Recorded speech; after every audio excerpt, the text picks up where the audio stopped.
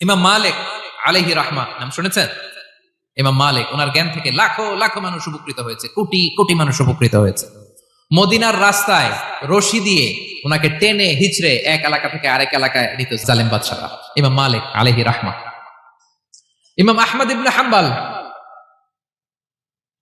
ওনাকে বেত্রাঘাত করা হতো, চাবুক দিয়ে পেটানো হতো। আল ইমাম আল আযম আবু হানিফা আলাইহি রাহমা, ওনাকে কারাবন্দী করা হয়েছিল।